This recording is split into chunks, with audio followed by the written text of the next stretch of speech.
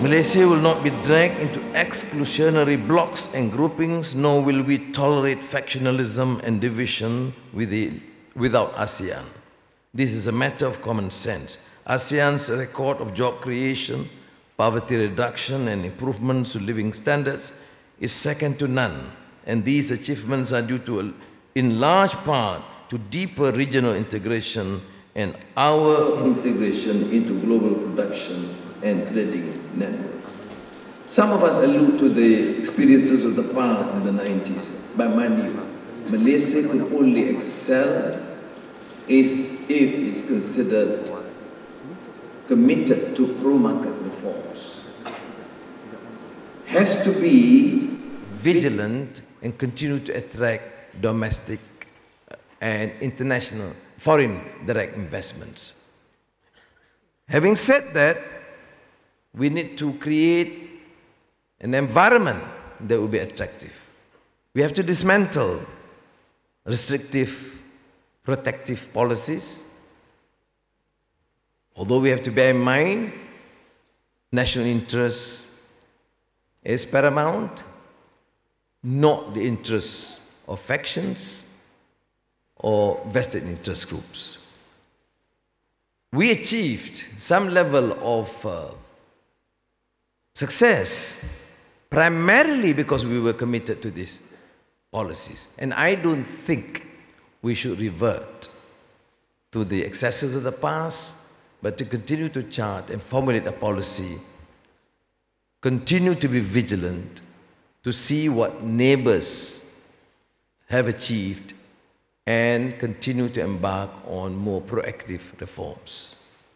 There are, of course, concerns when I say this, because some of us see this opening up pro-market reforms at the expense of a large segment of the Malays or Bumiputras.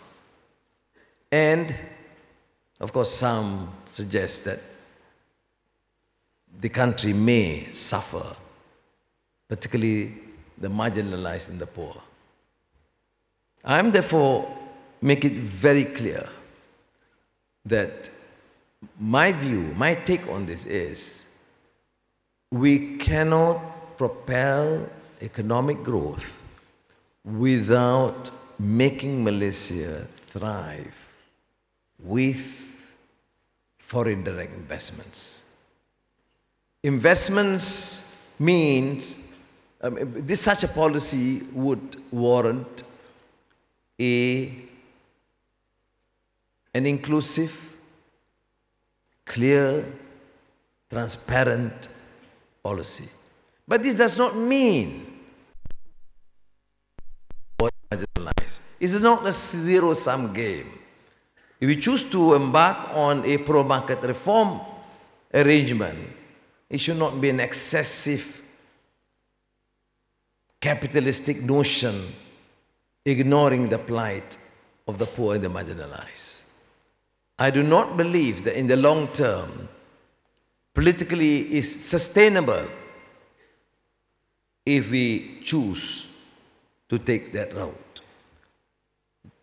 This I need to emphasize because many of us here in Kuala Lumpur, among the elites, are completely oblivious to the stark realities surrounding us when we talk about poverty and gross inequality.